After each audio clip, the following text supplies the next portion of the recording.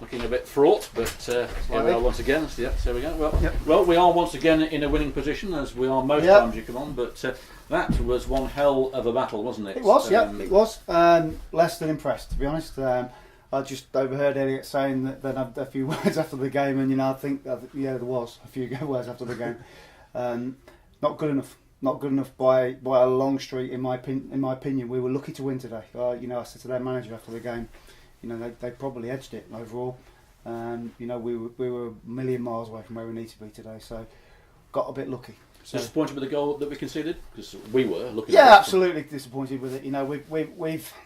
We tend to over commit people at times, and we certainly do in those situations. So we need to get back to basics. We're trying to play football, but you've got to do it in the right way. And I just felt today that we almost fell into the trap of where we are in the league and where they are in the league. Complacency. Yeah, and a little bit of complacency. That's what I'm thinking anyway for the game today. Which I've been talking about all week about not doing that, and we've turned up and done it. So. Yeah. Certainly was a different performance this week than the game at Potter's Bar. We did have a little dodgy spell at Potter's Bar, but the team seemed to be more gelled and more united playing against Potter's, where today it seemed very, very disjointed for some strange reason. Very lackadaisical, second to the ball. As you say, they only had one chance and scored, but they were dangerous. And the disappointing thing, personally for me, was when Josh went through, could have made it 2-0, eased the situation, and it just obviously went agonisingly wide of the post. Yeah. Do you think the penalty, though, that I think somebody mentioned this to me upstairs in the game, the penalty is the turning point of the season? If we'd have missed that and gone at 1-1, been down in the dumps, it went in, 3 points clear of one team, 5 points clear of another. It's certainly a great position to be in, and we're fortunate to be there. Whether it's a turning point, I'm not so sure. I think it's, in my eyes, the turning point is next week, because I think we need a reaction from the players. It's certainly be 100% improvement. Absolutely, yeah, and if we play like we did today against Aylesbury, there's only going to be one outcome of that game. We won't get so fortunately again. So, yeah, really, really, really disappointed. I can't hide the disappointment, even though we've won. It's just not. It's nowhere near good enough. No. Nowhere near good enough. Let's listen to your views on the brawl then at the end, because we didn't actually see that. We've heard Elliot's analysis of it, where Muller's was stamped on, and it sparked off from there. And I'm told that he was stamped on in the corner when the ball had gone. And then from then on in, everyone's sort of compiling in. The only thing I could say is I saw the guy that got sent off for them. I think it was the 5. He's ran from the halfway line all the way in, throwing punches. So I didn't see Gary throw a punch. Well, I saw Gary with his hand around someone's neck trying to hold the 5 off, who was trying to punch him. So I think he's a little, in my view, until I see it, I can't really comment. But we have got I felt it was a little unfortunate to get sent off there, but we'll review the tape and have a look, because if our players are not behaving properly, then we need to deal with that internally, and it will be dealt with, because we don't want to be getting involved with those sort of things. I think there's a bit of frustration from them, to be fair, because it must have disappointed at going 2-1 down. Absolutely, the position they're in. Though, Scott, don't you think the goalkeeper should have walked?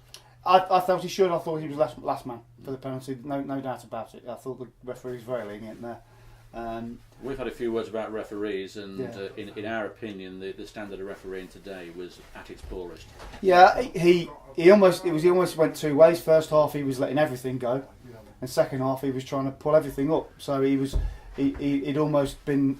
I know that both of us have been up there to have a chat with him. To say, look, doesn't get anywhere with them though, because it doesn't really. But I think maybe like he's demigods, aren't they? Yeah, maybe I think he thought, well, I need to start giving a few of these niggly fouls, and then he gave everything. It was just one extreme or the other. He never really had control of the game, and that's why that happened at the end, because he didn't have control of the game and control of the players enough. But let's not blame the referee. No. We weren't good enough today. If I was in their dressing room, I'll be feeling a little hard done to, because you've got to give them credit. They've come. They've battled. They've out-battled us. They've outran us. They've out. This is a team at 20th in the division. Absolutely. So we need to learn from that. And it's going to be a tough week for the guys this week, because I won't accept that. Well, player-wise, obviously we're going to miss Muller's. I'm not sure for how many games. Is it straight red for? Is it, or to 2 games? In fact, we're going to lose him for at a vital stage. It won't happen for next week, so he'll be available against Aylesbury, which is good. We've got Joe Curtis that's just come in. Couldn't really see a great deal of what Joe did really today, but we've lost obviously Hoban and Bukasa, who can come back, I suppose. Yes, John's on loan. Yeah. Yep. So There are rumours flying around that there could be a couple more players. I know I ask you every time that you come in.